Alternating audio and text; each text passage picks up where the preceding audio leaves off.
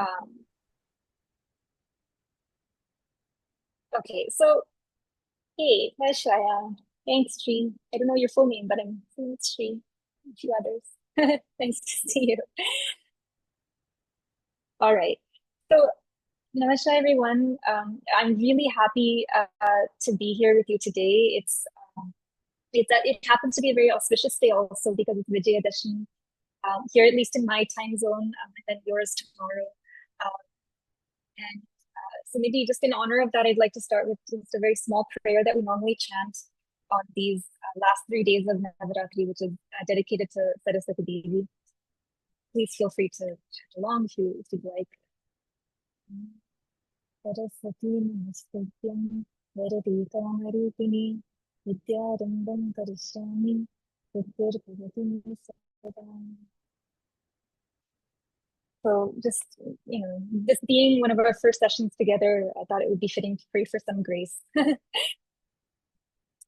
before I begin, I'd like to confess something.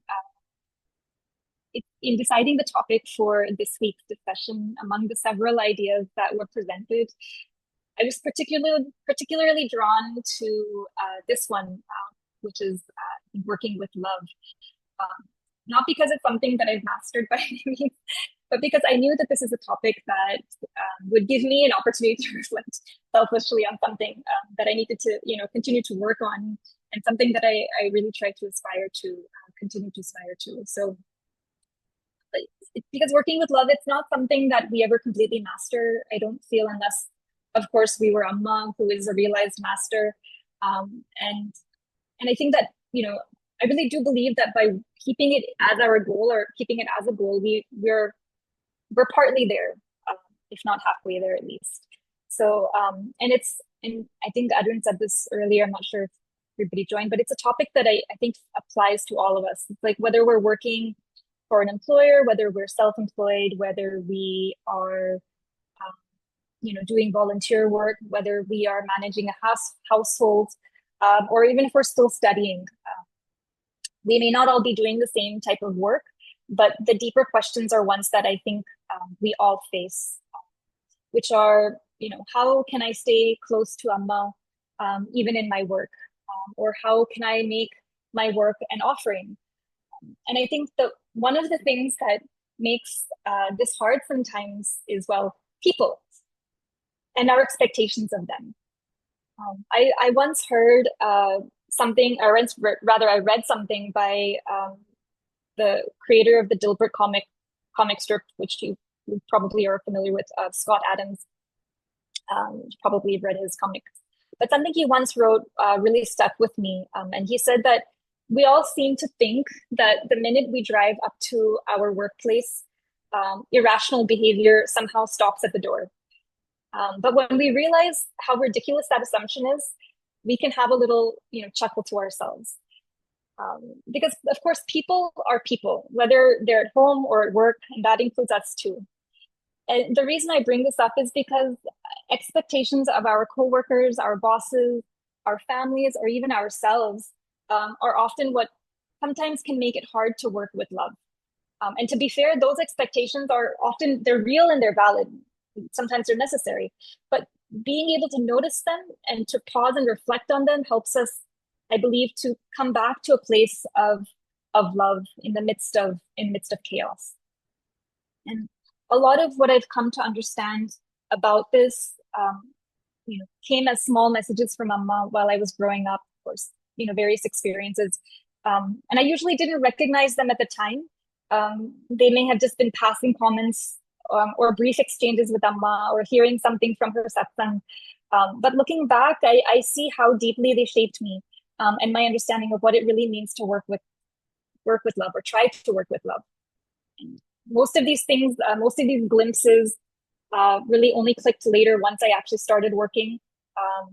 But before I dive into those, stories and share a few stories with you, I just want to pause for a moment and reflect for some, the core question itself. What does it really mean to work with love? Because the more I sat with this topic, the more I realized that working with love it's not just an ideal, right? it's a real spiritual practice. It's a spiritual challenge, and one that's actually very personal and kind of confusing sometimes. And like I said, it's not something I've completely figured out by any means, but it's something that I do keep on coming back to. On one level, we can think of it as working with Shraddha, a word that you may have heard Amma use often. Sometimes it's translated as faith.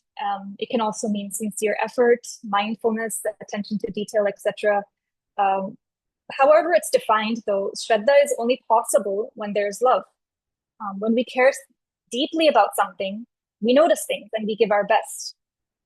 And on another level, we might understand working with love as a form of karma yoga, acting without attachment to the results, offering our actions to the divine.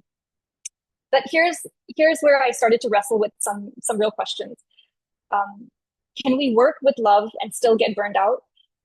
What are the signs that we've lost love in our work? How do we return to love once we've drifted away from it?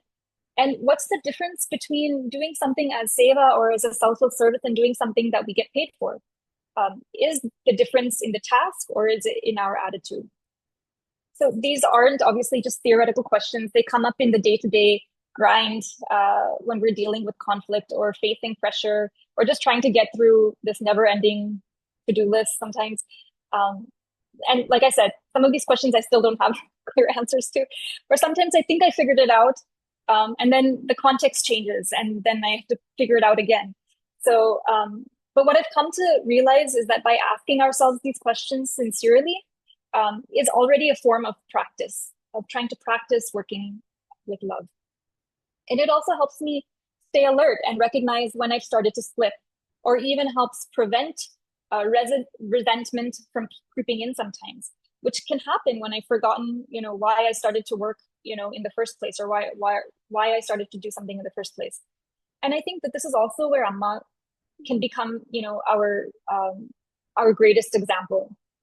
I mean, you've all seen Amma on the last day of tour program, hugging people at 6 a.m. in the morning. This last birthday, Amma sat until 7 a.m. With barely a sip of water, of course, taking literally a 2-minute break, but still smiling, still giving full attention to each person. You all know what I mean.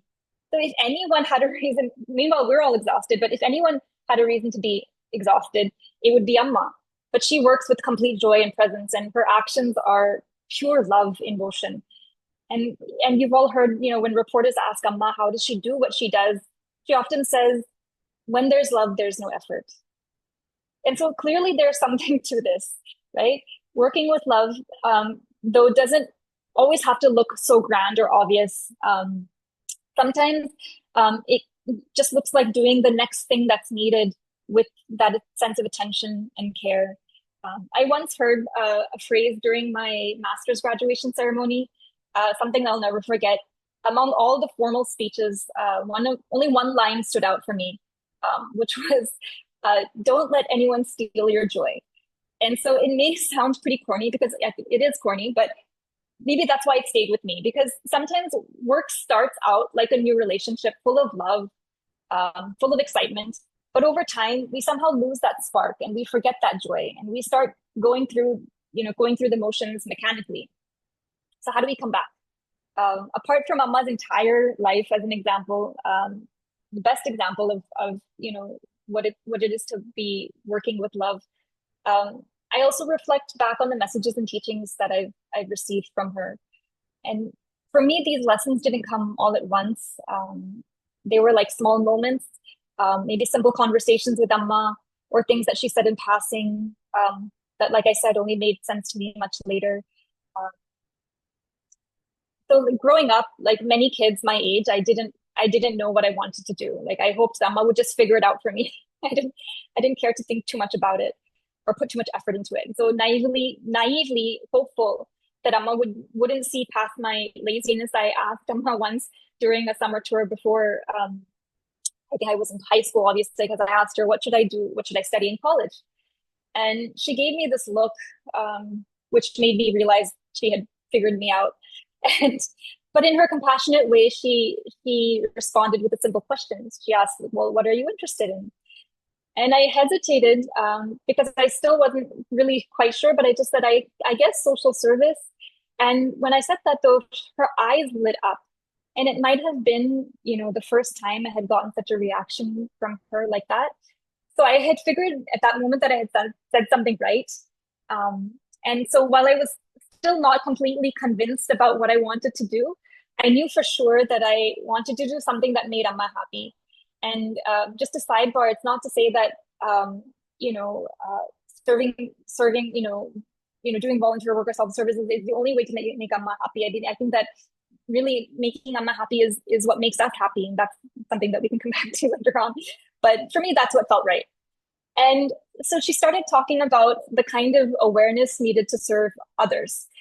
She even mentioned how there's this exam to become a civil servant in India. It's called the IAS officer, or Indian Administrative Service servant. Sorry. And on that exam, they would ask questions like, how many steps are outside the exam hall that you just entered? To test people's alertness and attention to detail.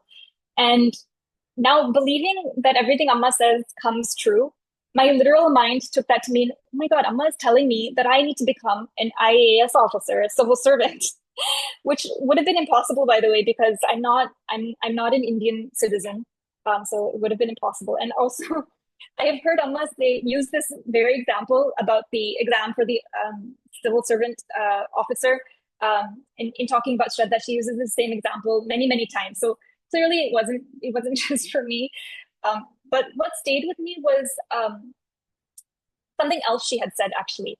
She had said after that, you may have a good heart, but people may not always see that. So in all honesty, Amma might have said many things after that. Unfortunately, my ego, my inflated ego was fixated on Amma thinking that I had a good heart. And so at the time, I didn't really understand why Amma was telling me this, again, inflated ego. I only realized much later how profound this teaching was.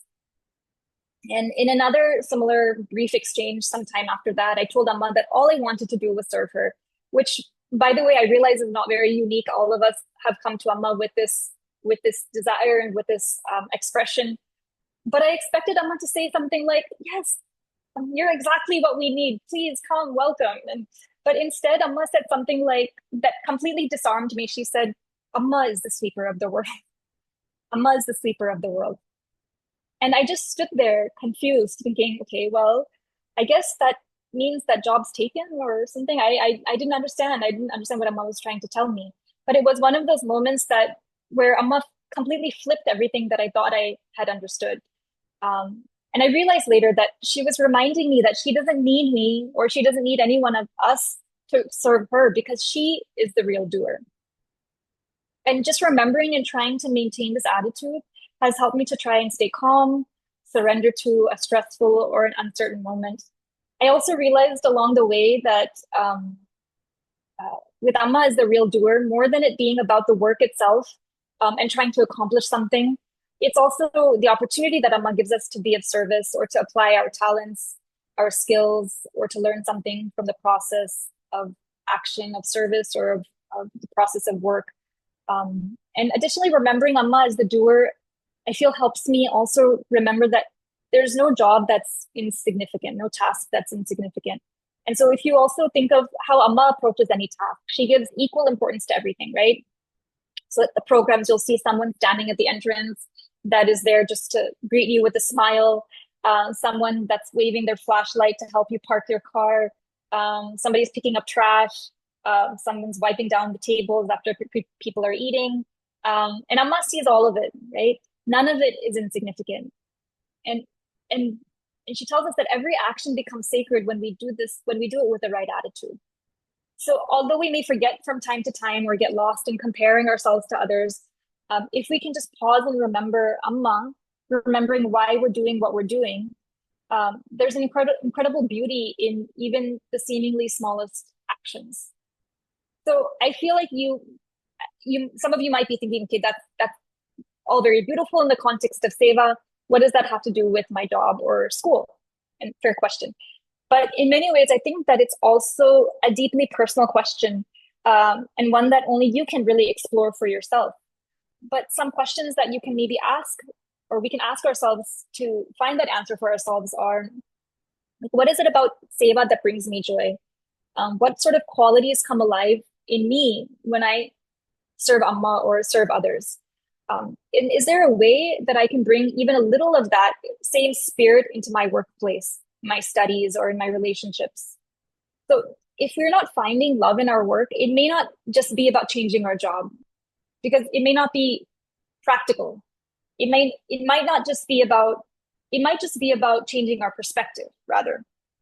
And maybe it's like an internal switch, choosing to see work as an offering if we can. Or maybe it's about shifting how we see others.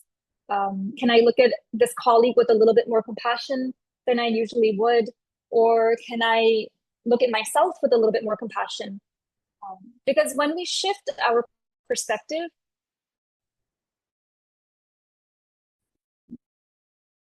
the work itself begins to transform. And I feel like, and that's when we start to realize or remember, we're not just working for a paycheck, we're not just working to survive, but we can use work as a way to remember Amma, to bring a little bit more love into the world wherever we are. Some of the experiences that I've had over the years to bring me this perspective were certainly very humbling.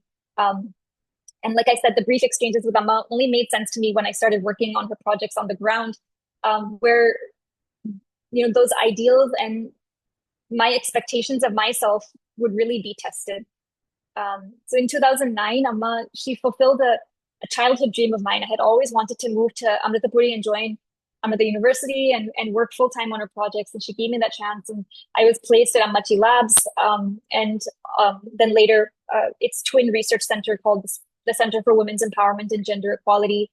And one of our first big projects, you know, guided by Amma's vision, was providing women with computerized vocational and life skills training, empowering thousands of women across Kerala and Tamil Nadu. The project was a success. We saw women's lives completely transform. But to execute the project, we were about a 15-member team. We were divided into these sub-teams: training, post-training, research. And the project's success, it left us feeling like with Amma's grace, we could accomplish anything. We just felt on top of the world. And then the next big project that we tackled was the issue of, it was a dual issue of sanitation, open defecation, and poor access to skill development or vocational training among women in rural India. And so this project basically trained women to build and maintain their own toilets. But we never imagined that we would go from this 15-person team to a 1 or 2-person team, now responsible for the entire training process across multiple states. Each of us were divided into various zones. And the thing is that, like, most of us didn't have the language skills to communicate locally. I am very poor in languages. I wish I was better. I had never really managed a project of this scale on my own. I had certainly never built a toilet, even though we had, you know, created a course, or our lab had created a course. I had never built a toilet. But fortunately, the toilet building training was not dependent on our limited expertise. Like, from the first women's empowerment project, we had demonstrated that there was efficacy and feasibility in training through this computerized vocational education module. And so we had this team of content developers and instructional designers and subject matter experts, very qualified people, create these computerized courses on how to build and maintain toilets, you know, targeting, again, female learners with low literacy. And so the training part was taken care of. But this was not just simply like a toilet building project. It was one where groups of women would come together, and they would become technically skilled, and they would be empowered to lead their community to end open defecation. And with Amma's grace, all of the villages where the project was implemented became open defecation free, and were also recognized by the President of India. Some of you might have seen some of this in Amma's Embrace in the World websites and material. But not just the toilet building. Additionally, you know, hundreds of women that were trained now had the essential construction skills to enhance their income generating potential. So this project was also a success with Amma's grace. But I don't share these projects just to tout their successes. The projects themselves were not easy. And sometimes it got pretty stressful, making it difficult to always operate from a, let's say, a positive place, let alone a place of love. And so for the toilet building project, a key criterion for receiving a new toilet was that the household like should not have had one previously. They should not have had a toilet. So people who don't have a toilet get first priority.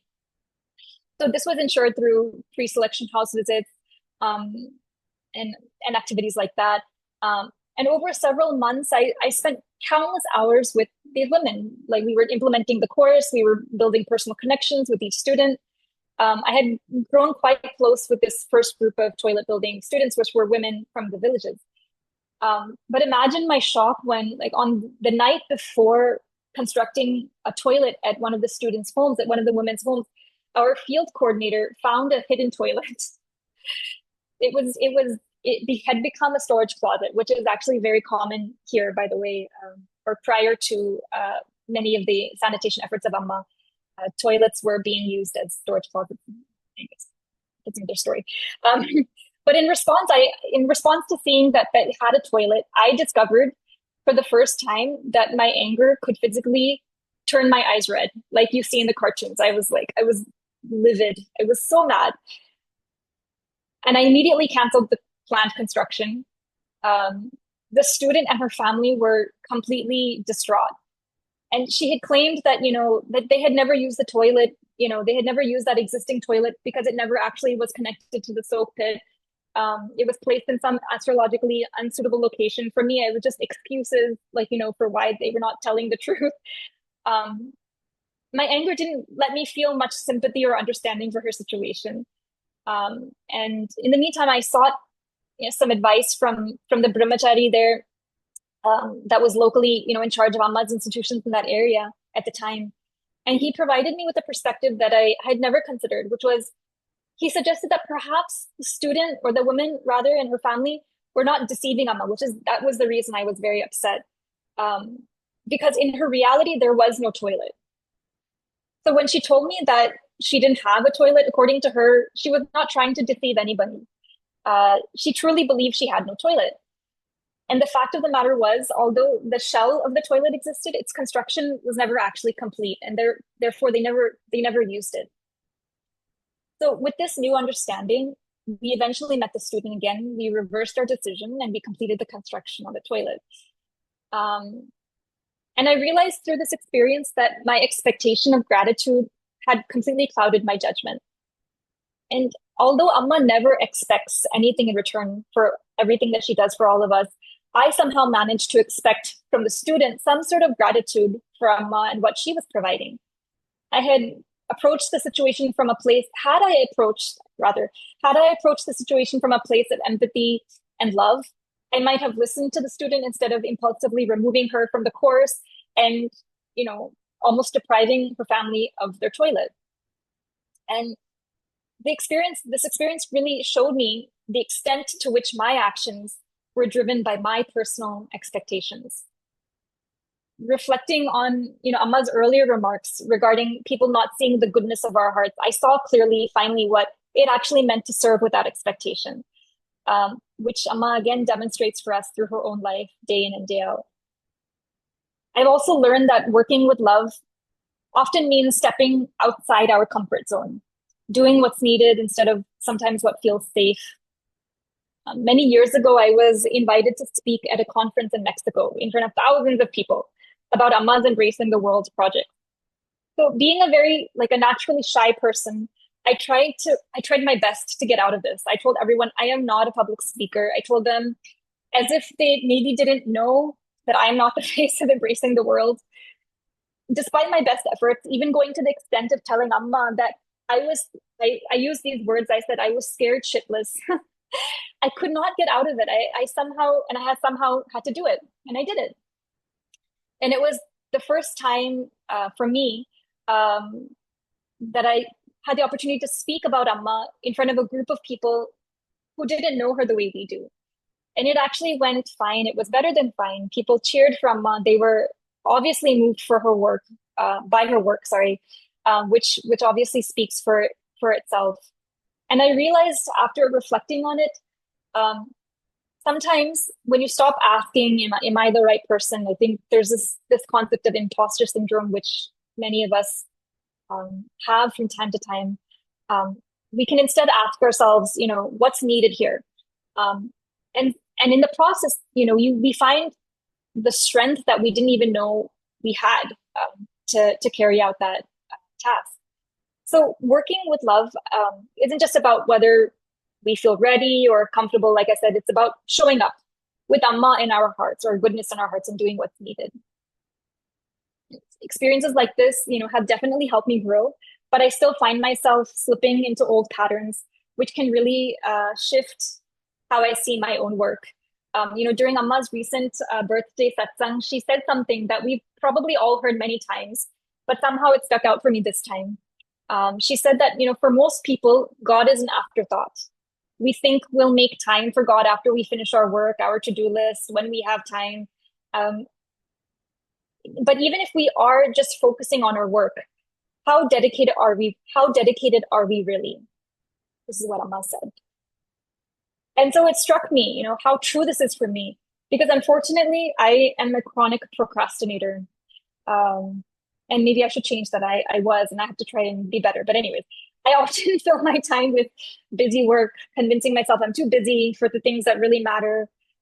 Things like spiritual practices, meditation, bhajans, even my hobbies.